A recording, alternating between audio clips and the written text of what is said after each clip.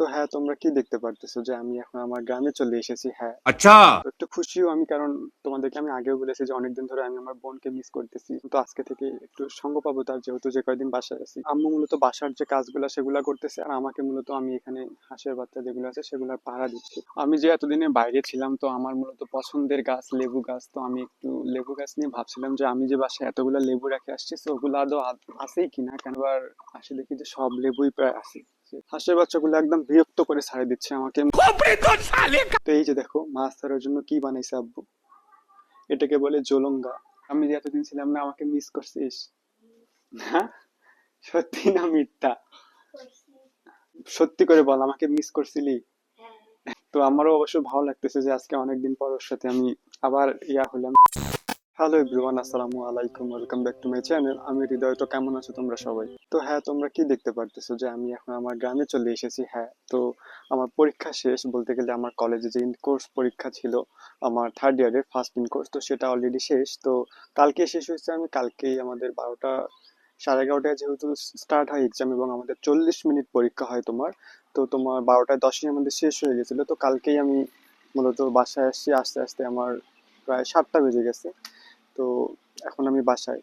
তো আসে অনেকটা ভালো লাগতেছে যে দীর্ঘদিন অনেক জার্নি টার্নি করে তোমাদের সাথে সবকিছু শেয়ার করেছি, যে ব্যাক টু ব্যাক ঢাকায় ছিলাম কতদিন, তারপরে বাসায় এসে জাস্ট একদিনের মাথায় আবার আবার পরের দিন সকালবেলা আমি চলে যাই দিনাজপুর।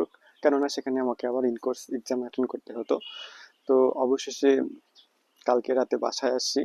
তো বাসায় এসেও যে এখনো যে থাকে না যে দীর্ঘদিনের যে একটা ছুটি, এরকম কোনো মানে এরকমও শান্তি নেই বলতে গেলে। এখনো মানে পরীক্ষার ডেট চলেই আসতেছে। খুবই প্যারার মধ্যে আছি এবং খুবই টেনশনের মধ্যেও আছি। অনেক কিছু ঘটছে ইদানিং, তারপরে অনেক রকম প্যারার মধ্যেও আছি। তোমাদের সাথে আজকে হালকা কিছু শেয়ার করব আমি। খুব বাজে একটা পরিস্থিতির মধ্যে দিয়ে আছি আমি।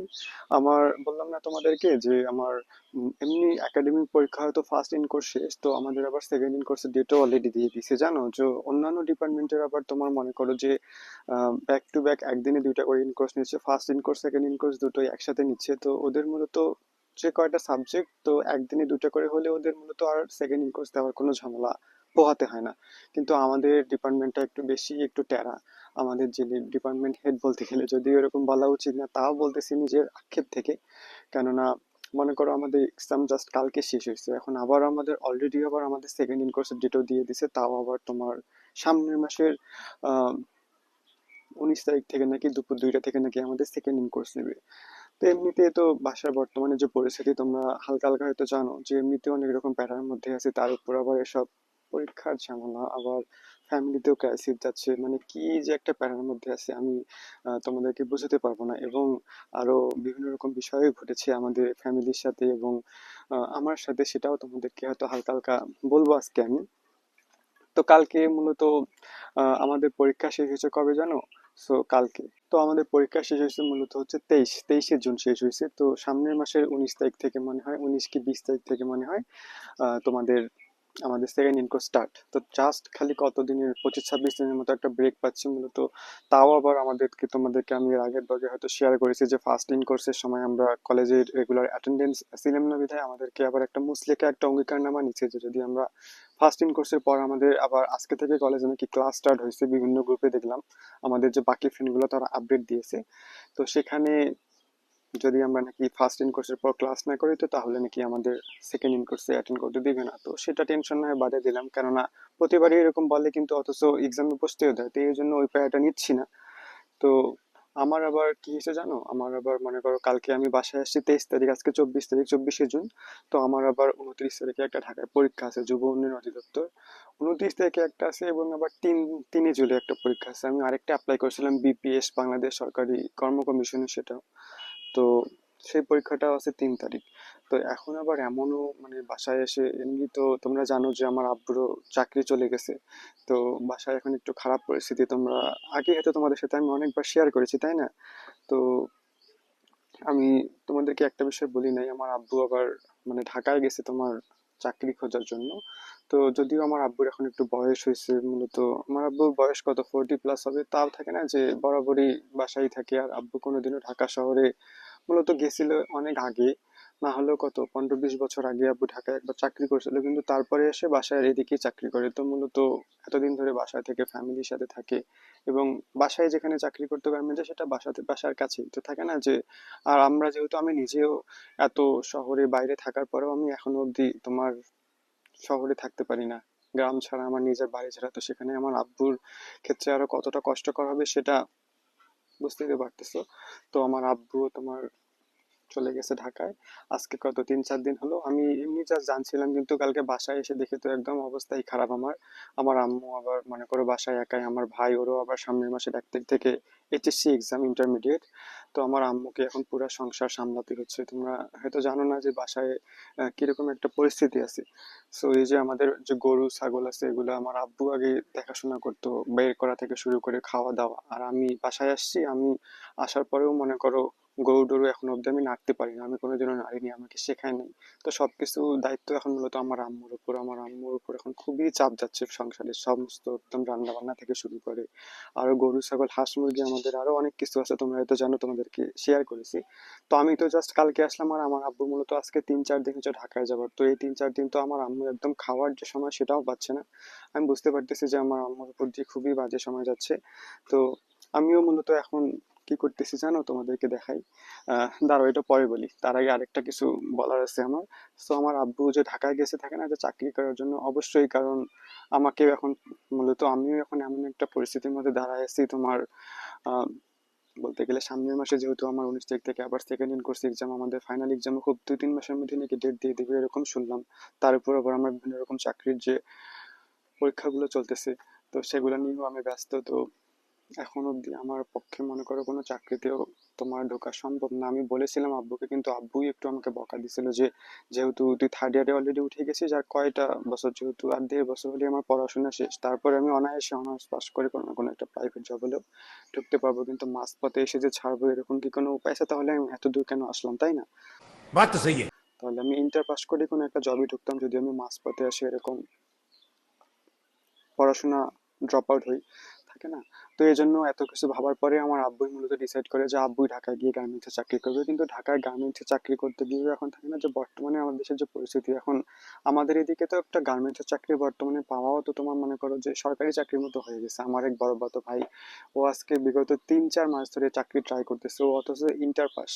তো এখনো অবধি কোনো চাকরি সে মূলত বেকারই হয়ে আছে। তো সেখানে আমার বাবা তো মনে করো 5 পর্যন্ত পড়ছে কিনা।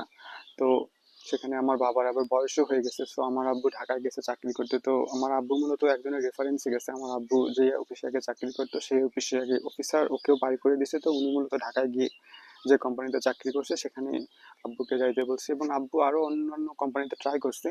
তো সেখানে নাকি আব্বুকে মূলত কোনো একটা কোম্পানিতে নাকি ঢোকার পরেও 3 ঘন্টা ডিউটি করার পর নাকি বলছে যে আপনার বয়স কম, আপনাকে আমরা নিব না। তারপরে তোমার আরো বিভিন্ন রকম কোম্পানিতে গেছে আব্বু। তো সেখানে নাকি আব্বুকে বলছে যে আব্বুর বয়স কম, আর তার উপর আব্বুর পড়াশোনা একটু কম। তো এই জন্য নাকি আব্বুকে মানে চাকরি ঢাকাতেও হচ্ছে না। তো আমাদের এদিকে কিভাবে হবে বলো? আমাদের এদিকে তো পড়াশোনা থাকা সত্ত্বেও চাকরি হচ্ছে না, তাই না? তো আব্বু এজন্য আমার ঢাকায় যে আন্টির বাসা আছে, আমি যেখানে ছিলাম জয়দেবপুর, এবং আমার নিজের আন্টির বাসা, দুটাই আমার নিজের আন্টি। তো মূলত আমার আব্বু এখন আমার আন্টির বাসায় আছে, যেহেতু আব্বু আজকে বিগত প্রায় কত আজকে 10-15 বছর পর ঢাকায় গেল মূলত কাজের ক্ষেত্রে। এমনিতে তো আব্বু যায়ই না, বাসা থেকেই মানে আমাদের এলাকা ছেড়েই যায় না, কোথাও যাওয়ারও জায়গা নেই আমাদের।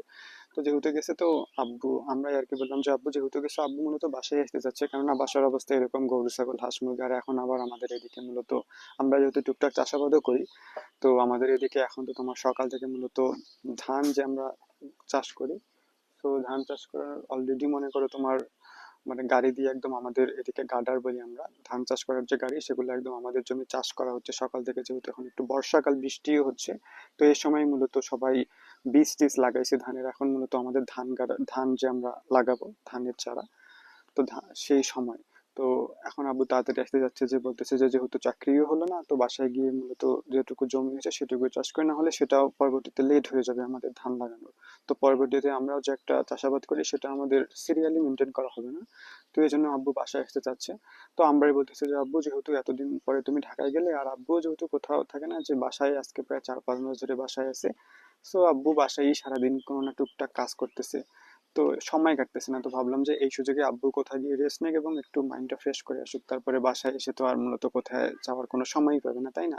তো এই জন্য আব্বু মূলত আজকে প্রায় 2-3 দিন হচ্ছে মনে হয় আমার আন্টির বাসায় আছে। সো আজকে মনে হয় একটা আন্টির বাসায় যাবে আব্বু শুক্রবারের মধ্যে। তোমার আজকে কি বার? আজকে তোমার বুধবার। তো শুক্রবারের মধ্যে বাসায় চলে আসবে। তো আমি কালকে আসছি, কালকে আসে তো দেখতেছি যে আম্মু একদম হিমশিম খাচ্ছে সবকিছু সামলাইতে। আর এখন আমি, যদিও আমি পড়াশোনা নিয়ে ব্যস্ত এখন, আরো বিভিন্ন রকম চাকরির যে তোমার পরীক্ষা দিচ্ছে তোমাদের সাথে শেয়ার করলাম, ডেট দিচ্ছে, তো আমি মূলত খুবই একটা চেষ্টা করতেছি গাইস, এই সময় যদি আমার একটা চাকরি হয় আমার আমার জন্য খুবই ভালো হবে, আমার ফ্যামিলির জন্য, আমার নিজের জন্য, আমার আব্বুকে একটু উপকার করতে পারতাম।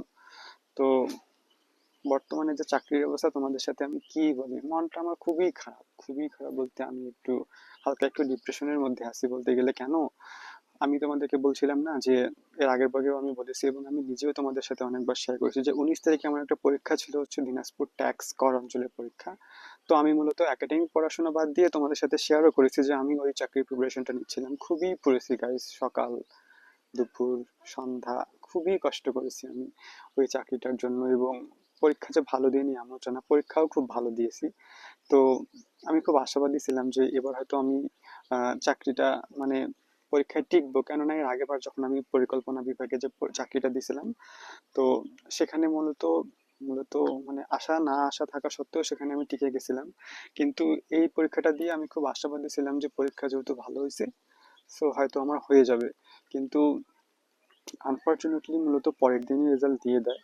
তো আমার রেজাল্টটা আসেনি, জানো আমি এতটা বাজে একটা বাজে ভাবে মানে ভেঙে পড়ছি। আমি জাস্ট মানে এখন অব্দি তো আম্মু আব্বুকে বলিনি যে আম্মু এরকম হয়েছে। আম্মুকে আমি বলেছিলাম যে আম্মু এই চাকরির প্রিপারেশনটা আমি নেই, আমার খুব ভালো প্রিপারেশন আছে।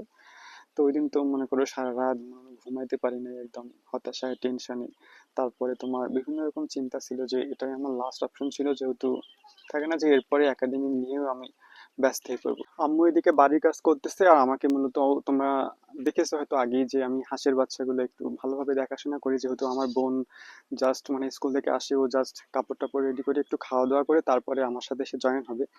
সো মূলত একটু খুশিও আমি, কারণ তোমাদেরকে আমি আগেও বলেছি যে অনেকদিন ধরে আমি আমার বোনকে মিস করতেছি, ওর সাথে সময় কাটাতে আমি পছন্দ করি এবং ওই আমার হচ্ছে বেস্ট ফ্রেন্ড, যেহেতু আমরা দুজনে একে অপরের সাথে সময় কাটাতে পছন্দ করি, ঘুরতে যাই। তো ওকে আমি অনেকদিন ধরে মিস করতেছিলাম, তো আজকে থেকে একটু সঙ্গ পাবো তার, যেহেতু যে কয়দিন বাসায় আছি। তো মূলত ফ্রেশ ট্রেশ হয়ে আমার সাথে আসবে।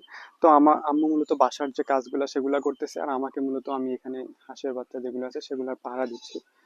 সো এই যে দেখো এখানে আমাদের এদিকে প্রায় আজকে 2 দিন ধরে ধরে এদিকে আবার আমাদের এদিকে একটা জমিতে ওই যে ওইদিকে ওরা আবার মাছ ধরতেছে, তো ওরা আমাকে দেখতেছে, এই জন্য আমি একটু কথা বলতে ইতস্তত বোধ করতেছি, গ্রামে যেহেতু, তাই না? সো যেহেতু আমি এখন উঠোনে আছি, সো একটু সংকোচ বোধ করতেছে, সবাই আমাকে দেখতেছে। তো মূলত আম্মু বাসার কাজ করতেছে আর আমাকে এখানে হাঁসের বাচ্চার যে পাহারা সেটা আমি দিয়ে আছি।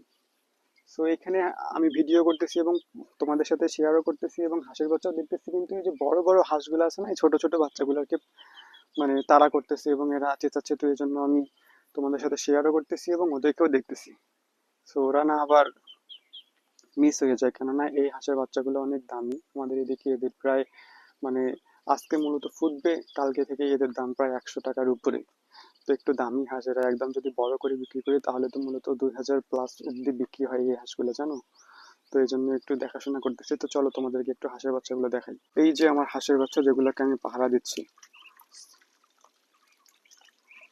এদের মধ্যে আবার একটার আবার পা একদম সমস্যা, তো ও মূলত ওইদিকে একাই আছে। সো ওকে না আবার শিয়াল নিয়ে যায় আমাদের এদিকে, ওই যে কল্লাবাড়ি এবং যে বাঁশবাড়ি, তো সেখানে শিয়ালের খুবই উপদ্রব। তো এখান থেকে অলরেডি প্রায় শিয়াল অনেকগুলো হাঁস নিয়ে গেছে, যেগুলো তোমাদেরকে এর আগের ব্লগে আমি শেয়ার করেছি। তোমাদের সাথে ভিডিও করতেছি এবং এগুলোরও দেখাশোনা করতেছি। এই যে দেখো, তোমাদেরকে বলছিলাম না যে পায়ের একটা সমস্যা, ওই যে ও একাই ওইদিকে। তো ওকে আবার ওদের কাছে নিয়ে যেতে হবে, না হলে ওকে তো আবার আজকে হারাই ফেলবো। কি একটা প্যারার মধ্যে আছি। মূলত হাঁসের বাচ্চা মনে হয় সর্বমোট আছে 21টা, তার মধ্যে একটা মূলত এক সাইডে গেছে আর 20টা অন্য সাইডে গেছে। যেটা অসুস্থ মূলত, যেটাকে নিয়ে একটু ভয় আমাদের, তো সেটাই আলাদা এক জায়গায় আছে আর ভালোগুলো আলাদা জায়গায়। আর আমি নামতেও পারতেছি না যেহেতু গোসল করছি। তো মূলত আমাদের যে যে জমিতে ওরা মূলত খাচ্ছে, তো সেখানে প্রায় 1 হাঁটু অব্দি কাদা, তো সেখানে গেলে একদম উঠে আসা মুশকিল। তো এই জন্য আমি একটা লাঠি নিলাম, এটা নিয়ে এখন যেগুলো ভালো সেগুলোকে এখন ওদের কাছে নিয়ে যাবো। যাও, ওই দিক যাও।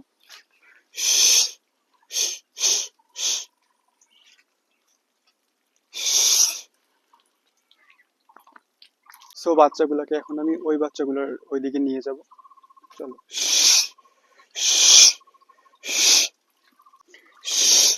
এদেরকে আবার ওইদিকে নিয়ে না গেলে ওইটা পরবর্তীতে আর পাওয়াই যাবে না। এমনি আমাদের মূলত হাঁসের বাচ্চা ছিল কয়টা জানো? প্রায় 25টা না 26টা ছিল, তার মধ্যে এখন আসে ঠিকছে 20টা। তো কাক থেকে শুরু করে শিয়াল সবগুলোই প্রায় নিয়ে গেছে, সো ওটাও যদি আরো হারায় যায় তো এমনি আমার মন খারাপ। বড় হাঁসগুলা যেগুলো আমি তোমাদেরকে এর আগেও দেখাইছি, ছোট থেকে বড় করছি আমি, তো সেগুলো তো মনে করো 20টা ছিল প্রায়। তো 20টার মধ্যে এখন তোমার মনে করো আছে প্রায় 6টা। 6টা মূলত বড় হয়েছে। এই যে আমার বাচ্চাগুলা, হাঁসের বাচ্চাগুলো আমাকে আবার আরেক জ্বালাচ্ছে, এরা মূলত ওই দিক যায়ই না। এমন এক জায়গায় আছি এখন, কাদা পুরা, পা একদম তলায় যাচ্ছে, আর এরা যায়ও না। যা। আমি যে এতদিনে বাইরে ছিলাম, তো আমার মূলত পছন্দের গাছ লেবু গাছ, তো আমি একটু লেবু গাছ নিয়ে ভাবছিলাম যে আমি যে বাসায় এতগুলো লেবু রেখে আসছি, তো ওগুলো আদৌ আছেই কিনা, কেননা আমাদের এদিকে প্রায় মানুষ একদম নিয়ে যায়, ছোট বাচ্চা টাচ্চা সবাই একদম নিজের মতো করে নিয়ে যায়। যেহেতু এদিকে আমরা বেশি বের হই না, বাসার ভিতরেই থাকি, তো আমি আবার আসে দেখি যে সব লেবুই প্রায় আছে। তো একটু মনটা খুশি, এগুলো এখন খাওয়ার উপযুক্ত। তো আম্মু বলছিল যে তুই গেছিলি, তো তোর যেহেতু লেবু পছন্দ, তো আমি এবং তোর আব্বু এগুলো দেখে রাখছিলাম যাতে কেউ ছিঁড়তে না পারে। তো এই যে হাঁসের বাচ্চাগুলো একদম বিরক্ত করে ছাড়ে দিচ্ছে আমাকে। মূলত এমন একটা অবস্থায় আছে, আম্মু মূলত বাসা থেকে একটু আমাদের ছাগলের দিকে রাখছে, তো আম্মু ছাগল নিয়ে আসতে গেছে, আর এই হাঁসের বাচ্চার দায়িত্ব আমার উপর। তো খুবই একদম বিরক্ত। মূলত একটা গেছে এই সাইডে ওই যে কাদার মধ্যে 2টা বাচ্চা, আর একটা আছে এই দিকে, এগুলো বেশিরভাগই আছে। তো যেটার মূলত পায়ের সমস্যা সেটাই মূলত এইখানে, তো আমরা নামতেও পারতেছি না। দেখো এখানে কতগুলো কাদো, গেলেই একদম এমনিতেই তো ওই জমিতে গিয়ে আমার পা একদম কাদো ভরে গেছে, ওইখানে যাওয়া তো সম্ভবই না। 1 হাঁটু অব্দি কাদো জানো। তো এই জন্য আমি দাদিকে ওইদিকে বললাম যে দাদি তুমি ওইগুলোকে দেখো, আমি এগুলোকে দেখি। তো আমি এখন বাসায় চলে আসলাম। মূলত হাঁসের যে বাচ্চাগুলো ওরা এখনো অব্দি ওঠানো কমপ্লিট হয়নি, কেননা দুটাই একদম মূলত 2 ভাগ তারা হয়েছে। সো 1 ভাগ এইদিকে, আর 2-3টা বাচ্চা যেগুলো অসুস্থ সেগুলো এইদিকে। তো মূলত দাদিকে আমি বললাম যে দাদি তুমি আপাতত দেখো, আমি মূলত একটু ব্লক টক করে আসি, তাই না? তো দাদি কিছুটা আর কি বোঝায় সুঝায় আমি এদিকে চলে আসলাম। তো হাঁসের বাচ্চাগুলোর জন্য মূলত আমি অন্য প্রসঙ্গে চলে গিয়েছিলাম। তো তোমাদেরকে এখন আমি আগের যেটা অর্ধেক কথা বলে তোমাদেরকে ছাড়ে গেছিলাম সেটা এখন শেয়ার করি। তো আমি তোমাদেরকে বললাম না যে আমি ট্যাক্স এক্সামটা অনেক ভালো দিয়েছিলাম, তো আমি খুবই আশাবাদী ছিলাম যে আমার হয়তো হবে, কিন্তু আনফরচুনেটলি আসে নাই। তো তখন থেকে আর কি আমার মনটা একদম পুরো একদম ভাঙে গেছে। তো যার জন্য আমি এতদিন ধরে কষ্ট করলাম, মূলত একাডেমিক পড়া বাদ দিয়ে আমি চাকরির প্রিপারেশন নিচ্ছিলাম এবং অনেক কষ্ট করেছি। সো ওই দিন থেকে তো একটু মন মরা আমার, মূলত পড়াশোনার প্রতি একটু অনীহা, যে এত কষ্ট করলাম তাও হলো না। কিন্তু পরবর্তীতে থাকে না যে আরো আমার বিভিন্ন আন্টি টেন্টি বুঝাইলে যে দেখ তুই যেহেতু একটা প্রিপারেশন নিয়ে এরকম করতেছিস, তো যারা ভাব মনে কর চাকরি পড়া পড়তে পড়তে বয়সও শেষ হয়ে যায় এবং এমন একটা পরিস্থিতির মধ্যে আসে যে তাদের কাছে আর কোনো উপায়ও নেই, বিশেষ করে মেয়েদেরকে দেখ যাদের বয়স হয়ে গেছে, চাকরির জন্য তারা অপেক্ষা করে আছে, এবং অনেক লোক চাকরি, বাংলাদেশে কজন সরকারি চাকরি পায়, তাই না? তো সরকারি চাকরি তো এখন সোনার হরিণ, এখন তো সোনার হরিণ দেখে হীরার হরিণ হয়ে গেছে, কেননা এখন পে স্কেল বাড়াইছে। তো বলতেছে যে এখনই তো তুই যেহেতু এখনো অনার্স তো শেষ হয়নি, থার্ড ইয়ারে, তাই না? তো তুই এইভাবে প্রিপারেশন নিতে থাক, দেখবি যে একটা না একটাতে টিকবি। তো তখন থেকে হালকা একটু আশা পাইলাম। কিন্তু আমি মূলত যেরকম সুবিধা পাই সেরকম চাকরি কিভাবে হবে? আমি মূলত এরকম চাকরি চাই যে মূলত আমাদের ডিস্ট্রিক্টেই পড়বে, যাতে বাসায় একটু তাড়াতাড়ি যাওয়া আসা করতে পারি। কিন্তু দিনাজপুরে যেহেতু বাসা যতই 40-42 কিলোমিটার হোক, তাও বাসায় তো আসতে পারবো, তাই না? বা ফ্যামিলি নিয়েও থাকতে পারবো ভবিষ্যতে। আমি আমার সাথে আমার বোনকে, আমার আম্মুকে এবং সবাইকে নিয়ে শহরে শিফট হতে চাই, যেহেতু থাকে না যে মডার্ন যুগে এখন শহর একটু সব দিক দিয়ে আগে। আমি যেভাবে মানুষ হয়েছি, আমার বোন যেহেতু ভালো স্কুল পায়, ভালো জায়গা পায়, এজন্য এটা মূলত আমার আশা। তো তোমার এটা এই জন্য মূলত মনটা একটু বেশি খারাপ, যেহেতু ট্যাক্স ছিল আর মূলত দিনাজপুরেরই দিছিল, দিনাজপুরের উদ্দেশ্য করেই পরীক্ষাটা ছিল, তো এই জন্য আমি খুব আশাবাদী ছিলাম। কিন্তু পরবর্তীতে থাকে না যে বিভিন্ন রকম গ্রুপে দেখতেছি যে এরকম বিভিন্ন রকম গ্রুপ বলতে বিভিন্ন রকম একদম সরাসরি দেখতেছি, নিউজে অব্দিও দেখতেছি যে বর্তমানে সবখানেই নাকি প্রক্সি থেকে শুরু করে জালিয়াতি এগুলো ভরা। শুধুমাত্র দিনাজপুর ট্যাক্স অঞ্চলেই যে পরীক্ষা হয়েছে এমনটা না, আরো দেখলাম যে কুষ্টিয়াতে হয়েছে, তারপরে কক্সবাজারে হয়েছে। তো সেখানে তো দেখলাম যে অনেকজন এরকমও জালিয়াতি করছে, যে মনে করো তোমার যে অ্যাপ্লিকেন্ট যে কপি, যে অ্যাডমিট কার্ডে মূলত ছবি অন্য একজনের দিছে, এবং ওরা পরীক্ষাও দিছে এবং ভাইভাতেও টিকছে, জাস্ট জয়েনিং করার সময় নাকি তারা ধরা খাইছে 2জন না 3জন এরকম দেখলাম কোন কোন কর অঞ্চলে। এবং অনেক অঞ্চলে তো এরকমও হয়েছে তোমার মনে করো যে মূলত ভাইবা দিতে এসে ধরা খাইছে। তো সবখানে যদি এরকম, যদি অফিস সহায়ক পোস্টে যদি এরকম 2 নম্বরই হয়, তাহলে আমরা মূলত যারা কষ্ট করে এরকম প্রিপারেশন নিচ্ছি এবং আমরা মূলত যারা গরিব ফ্যামিলি থেকে আসি, তো তাদের কি আদৌ আমরা চাকরি পাবো? এরকম যদি দুর্নীতি হয় মূলত এরকম চাকরিতে, তাইলে ভাবো তো যে যাদের আরো পলিটিক্যাল পাওয়ার, আরো মনে করো থাকে না যে দাদা মামা খালু এরকম আছে, তাদের তো চাকরি অনায়াসে হয়ে যায়। কিন্তু আমাদের কি হবে গাইজ? আমাদের যাদের কেউ নাই, যারা আমরা মূলত মেধার উপর চেষ্টা করি এবং টাকা দেওয়ারও ক্ষমতা নেই, তো তাদের কি আমরা চাকরি পাবো না? তো তখন থেকে আর কি, ওই দিন থেকে যেদিন থেকে রেজাল্ট চলে আসে, তো আজকে আবার দেখলাম যে একদম ফাইনাল চূড়ান্ত রেজাল্টটা দিয়ে দিছে, ওদের জয়নিং জাস্ট দিবে এরকম দেখলাম। তো এই জন্য একটু মনটা খারাপ। তো ভাবলাম যে চলো তোমাদের সাথে আর কি, যেহেতু বাসায় আসছি কালকে, তো কালকে তো আর ব্লগ শুট করতে পারি নাই, কেননা কালকে আসতে আসতে আমার প্রায় 7টা বেজে গেছে। তো আজকেও সকাল থেকে বিভিন্ন রকম, আজকে কতদিন ধরে জার্নি করতেছি তোমরা হয়তো জানো, যে ঢাকা দিনাজপুর আসে মূলত বই টই কাপড় চোপড় এগুলো একটু সবকিছু ঠিকঠাক করছিলাম, এবং আম্মু যেহেতু বাসায় একাই, আম্মুকে একটু টুকটাক সাহায্য করছিলাম। তো এই জন্য এখন একটু ফ্রি হইলাম এবং এখন একটু তোমাদের সাথে ভিডিওটা ব্লগ শেয়ার করতে আসলাম, তো তাই না?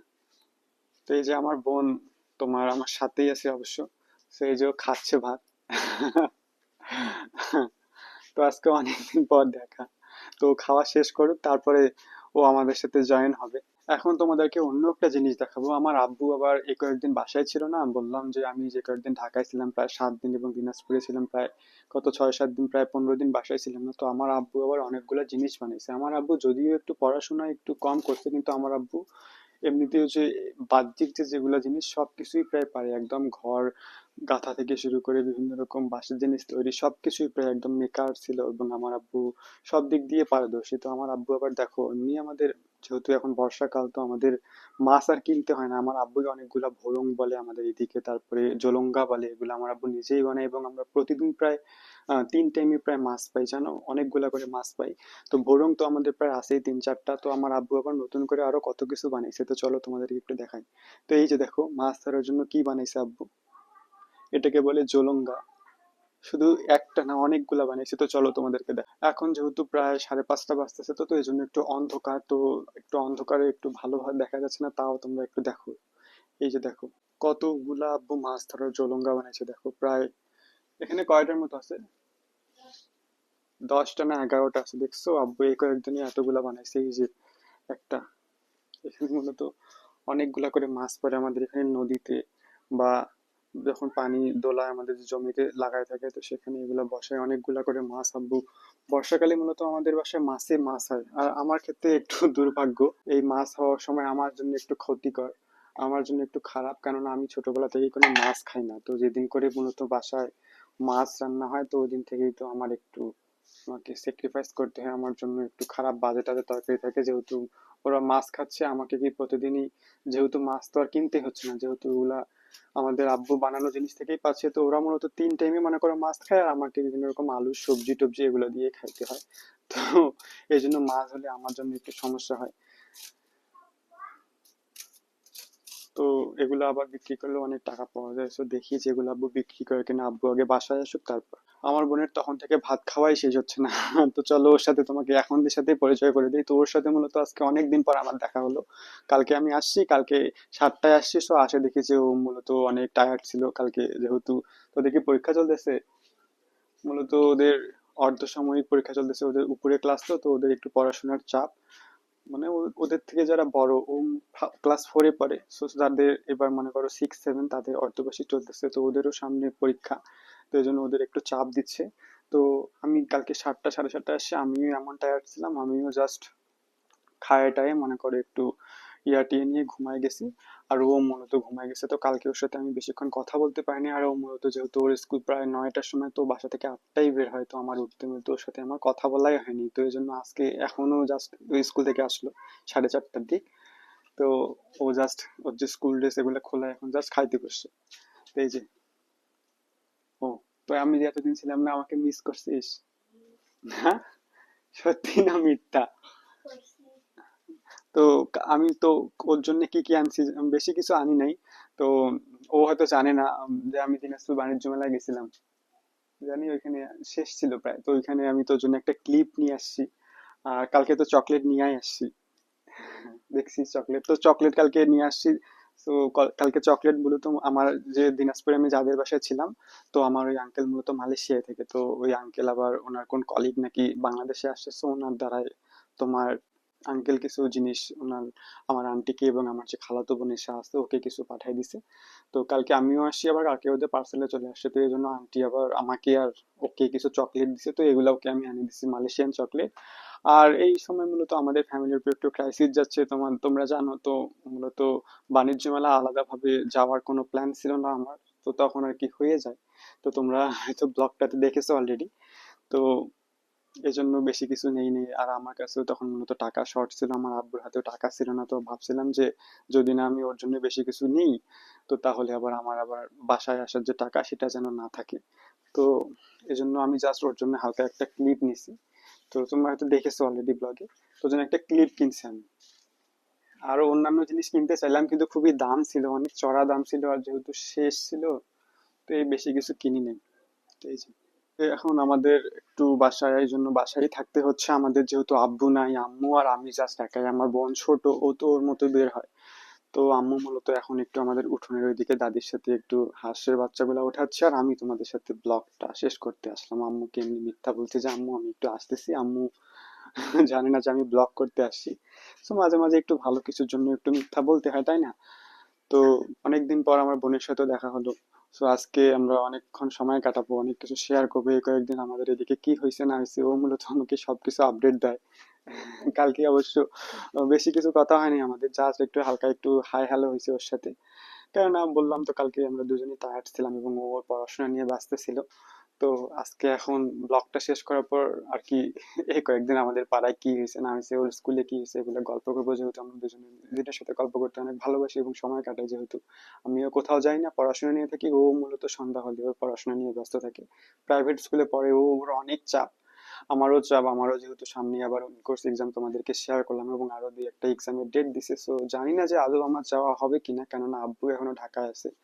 আর এখনো যে মূলত বাসায় না আসলে, বললাম না যে আমার একটা পরীক্ষা আছে 27 তারিখে, যুব উন্নয়ন অধিদপ্তর, তো সেই পরীক্ষাটা মানে আমার দেওয়া হবে না, কেননা টাকা নাই বাসায় এখন পরীক্ষা দেওয়ার। আর আব্বু মূলত এখনো ঢাকা থেকে আসে নাই, আব্বুই মূলত মনে হয় 27 তারিখের ওইদিক বাসায় আসবে। তো কিভাবে টাকা দিবে, তাই না? তো আমাদের তো এখন কোনো এক্সট্রা আর্নিংও নাই। মূলত বাসায় থাকলে আব্বুকে ম্যানেজ করে আব্বু কারো কাছ থেকে ধার দেনা করে আমাকে দিত, কিন্তু আব্বুই যেহেতু বাসায় নাই, তো কিভাবে দিবে? তো আমার মূলত এই পরীক্ষাটা হয়তো দেওয়া হবে না। তো এই জন্য একটু মন খারাপ।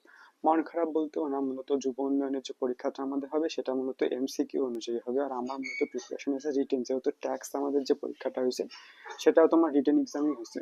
তো এই জন্য আমি একটু মূলত পরীক্ষাটাও আমার নিজেরও একটু নাও দেওয়ার ইচ্ছে, কেননা যেহেতু রিটেন প্রিপারেশন আর এমসিকিউ প্রিপারেশন দুটোই আলাদা, তো আমি ভাবছিলাম যে জাস্ট কষ্ট করে যাব। এমনিতেও মূলত আমার নিজেরও একটু যাওয়া একটু মন নাই, যেহেতু ব্যাক টু ব্যাক এতগুলো জার্নি করলাম, এবং জাস্ট কালকেই দিনাজপুর থেকে আসলাম, এবং আজকে প্রায় কতদিন ধরে তো ঢাকা দিনাজপুর করেই যাচ্ছি। তো ভাবতেছি যে পরীক্ষাটা দিব না। তো বাসায় আসলে, যদি আব্বু বাসায় আসে, তারপরে দেখি যে 3 তারিখে পরীক্ষাটা যেটা আছে, যেটা ডেট দিতে, সেটা যদি আব্বু রাজি করতে পারি এবং আব্বু যদি টাকা দেয়, তাহলে যদি যাই, তো অবশ্যই তোমরা ব্লগ দেখতে পাবা। তো আর একটু খাওয়া দাওয়া শেষ, এখন একটু কথা তো বল কিছু। অসুস্থ ও একটু, আজকে যে কতদিন ধরে ওর যে কি সমস্যা, কাশ আর জ্বরই পালায় না। ওই চুল জবে থেকে ওর চুল আগে এতটুকু এত বড় হইতো এতদিন, তো থাকে না যে চুলের যত্ন নেয় না, পড়াশোনা নিয়ে ব্যস্ত থাকে, সেই সকাল 6টা 7টার দিক গোসল করে একদম স্কুল চলে যায়, তো চুলগুলো নষ্ট হয়ে যাচ্ছিল। বাসাতেও মনে করো সবাই নিজ নিজ কাজে ব্যস্ত। তো আমি মূলত ভাবছিলাম যে ওর চুলটা একটু ভালোভাবে কাটায় নিয়ে আসি, যেহেতু আর চুল কাটবো না ওর। তো তখন থেকেই মূলত ওর অসুখ লাগেই আছে, একদম জ্বর সর্দি, তাই না?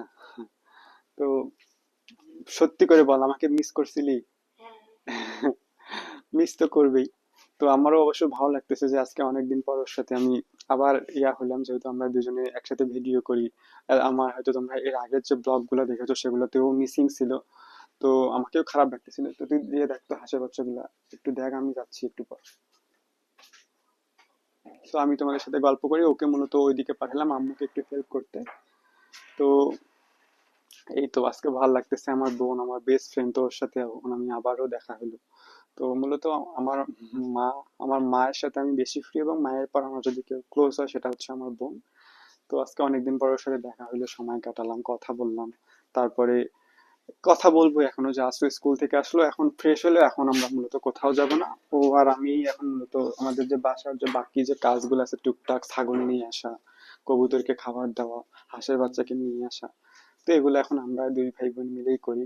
আমাদের আবার অনেকগুলো গাছ আছে, তো সেগুলো একটু দেখাশোনা করে আমি ওকে দায়িত্ব দিয়ে গেছিলাম যে এগুলো এগুলো দেখিস। এই যে বাসায় একটা ফুলের গাছ, নয়নতারা ফুলের গাছ, তো এগুলা নিয়ে আমাদের সময় কাটে। তো এখন আবার টেনশনে আছি, যে খুবই টেনশন বলতে গেলে। আব্বু যদি এই মুহূর্তে যে চাকরিটা না যেত আমাদের কিন্তু খুব ভালো হতো গ্যাস, কিন্তু সবই ভাগ্য, সবই আল্লাহ ডিসাইড করে। তো যদি আমার চাকরিটাও হইতো তাহলে আজকে কত না একটা ভালো জায়গায় আমি, এবং নিজেও একটা কত না একটা শান্ত একটা ভালো পজিশনে থাকতাম। অবশ্য মন খারাপও হচ্ছে, মন খারাপটাই বেশি, তাও নিজে নিজেকে বোঝাচ্ছি যে হয়তো এর থেকে আরো ভালো কিছু আমার জন্য অপেক্ষা করতেছে, আরো ভালো করে প্রিপারেশন নেই। তো যারা মূলত আজকে প্রায় অনেকদিন ধরে চাকরির প্রিপারেশন নিচ্ছে, চাকরি কয়জনের হচ্ছে বলো বর্তমানে? তোমাদেরকে তো বললামই যে বর্তমানে আমাদের মেধার থেকে 2 নম্বরই বেশি হচ্ছে সরকারি চাকরির ক্ষেত্রে। তো যারা মূলত অনেকদিন ধরে আজকে ট্রাই করতেছে, যাদের বয়স অব্দি শেষ, তাদের মূলত তাহলে কি অবস্থা? আমাদের তো এখনো বয়স হয়। তো হাল পাড়ার ছাত্র মানে হাল ছাড়ার পাত্র আমি নই। চেষ্টা করবো যতদিন দেখি যে কি হয়। তো এখন আম্মুকে সাহায্য করবো, যেহেতু আব্বু বাসায় নেই। তো তোমাদের সাথে এমনি টুকটাক শেয়ার করলাম। আর তোমাদের সাথে ব্লগ শেয়ার করেই যাবো সপ্তাহে একটা দিন হলে, যেহেতু এখন ব্যস্ত থাকি, কখন কি হয় ফ্যামিলির উপর আব্বুর কখনো মুড থাকে না। আব্বু এখন বাসায় নেই, এই জন্য এখন একটু খোলা স্পেসে ভিডিও করতেছে। আব্বু থাকে না, যে যেহেতু পরিবারের যিনি মেইন কর্তা, ওনার যদি একটু মন খারাপ হয়, আর পুরুষ মানুষের হাতে যদি টাকা না থাকে, তো তাহলে কিন্তু তার মন ভালো থাকে না, এটা কিন্তু বাস্তব, তাই না? আর আমাদের ফ্যামিলির মূলত একমাত্র আর্নিং মেম্বার হচ্ছে আমার আব্বু। তো আব্বু যদি ইনকামই না থাকে তাহলে আমাদেরও তো বাজে অবস্থা। আমিও তোমাদেরকে তো বললাম যে এমন একটা পরিস্থিতির মধ্যে আমিও এখন দাঁড়ায় আছি, তো আমার পক্ষেও চাকরি করা সম্ভব না। সামনের মাসে আবার আমার ইনকোর্স ডেট। আর চাকরিও যে এখন এমন না যে অনায়াসে কোনো একটা চাকরি বললাম আর চাকরিতে ঢুকে পড়লাম, এরকমটা না। চাকরি এখন একটা প্রাইভেট চাকরি করতে হলে অনেক কিছু প্রয়োজন হয়, অনেক দিন ঘুরতে হয়, অনেক কিছু পোহাতে হয়। তো জানি না কি হবে। সো যদিও দেখবো যে তাও তোমাদের সাথে টুকটাক সময় পেলে ব্লগ শেয়ার মানে যদি সুযোগ পাই তো শেয়ার করব, চেষ্টা করব। সো আশা করি তোমাদের ভালো লাগবে। আর হ্যাঁ, আজকের ব্লগ এতটুকুই রাখছি। সো অবশ্যই তোমরা কমেন্ট করে জানাবে যে আমার ভিডিওগুলো কেমন লাগলে, কেমন লাগলো, কেমন লাগছে তোমাদেরকে। কি যে বলতেছি, একটু প্যারার মধ্যে, চাপের মধ্যে, হতাশার মধ্যে আছি, তো তো এই জন্য একটু কথা গুলাই যাচ্ছে। তো হ্যাঁ, অবশ্যই চ্যানেলটি সাবস্ক্রাইব করবে এবং বেশি বেশি করে দেখবে, বেল আইকনে ক্লিক করবে, যাতে নোটিফিকেশন আসার সাথে সাথেই তোমরা ভিডিও ছাড়ার সাথে সাথে নোটিফিকেশন পাও। তো এতটুকুই রাখছি আজকের ভিডিওটা। সো আজকে একটু আমি হ্যাপিও অবধি, ওদিক দিয়ে মনও খারাপ। তো হ্যাপি বলতে আজকে কতদিন ধর নিজের বাসায় আসলাম, শহরে দমবদ্ধ করে ছিলাম, এতদিন ঘুমাইনি টুমাইনি, খুবই টায়ার্ড জানো। আজকে আমি সকাল থেকে প্রায় একটু টুকটাক আম্মুকে সাহায্য করার পর আমি ঘুমাইয়ে গেছিলাম, রেস্টই নিয়েছিলাম মূলত। মনে হয় যে আমার যে ক্লান্তিটা এই কয়েকদিনে আমার উপর দিয়ে গেছে, এটা মূলত পূরণই হচ্ছিল না। তো আর বেশি কথা বাড়াবো না গাইস, তো আজকের ব্লগ এতটুকু রাখছি। সো দেখা হচ্ছে নেক্সট ভিডিওতে, সবাই ভালো থাকবে এবং নিজের বাবা মার প্রতি সম্মান রাখবে। আসসালামু আলাইকুম, দেখা হচ্ছে নেক্সট ভিডিওতে।